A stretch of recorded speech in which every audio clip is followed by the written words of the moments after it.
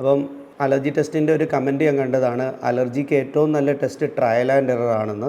സംശയം ഉണ്ടെങ്കിൽ വീണ്ടും വീണ്ടും ചെയ്യുക, അങ്ങനത്തെ ഒരു ഇതാണ് പറഞ്ഞേക്കുന്നത്. അതായത് നമ്മൾ കഴിച്ചു നോക്കുന്നതാണ് എനിക്ക് തോന്നിയ ഈ കമൻറ്റ് ചെയ്ത ആളുടെ ഉദ്ദേശം. പക്ഷേ നമ്മളിതിൽ മനസ്സിലാക്കേണ്ടത് അലർജിയുടെ ഏറ്റവും നല്ല ടെസ്റ്റ് ട്രയൽ ആൻഡ് എറർ അല്ല. ഇവിടാണ് നമ്മൾക്ക് ഒരു തെറ്റിദ്ധാരണ ഉള്ളത്.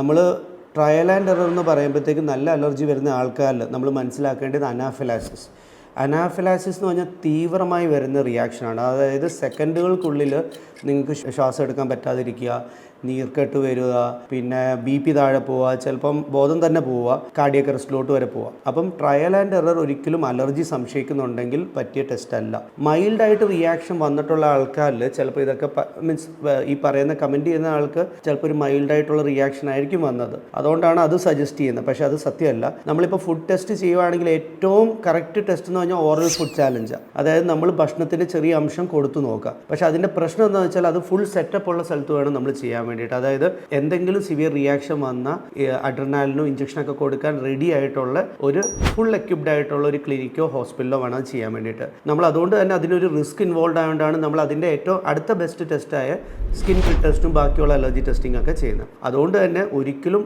ഈ കമൻറ്റുകൾ കണ്ടിട്ട് നിങ്ങളത് തെറ്റിദ്ധരിക്കല്. ട്രയൽ ആൻഡ് എറർ ആയിരിക്കില്ല നിങ്ങളുടെ അലർജി ടെസ്റ്റ് ചെയ്യാനുള്ള മെത്തേഡ്.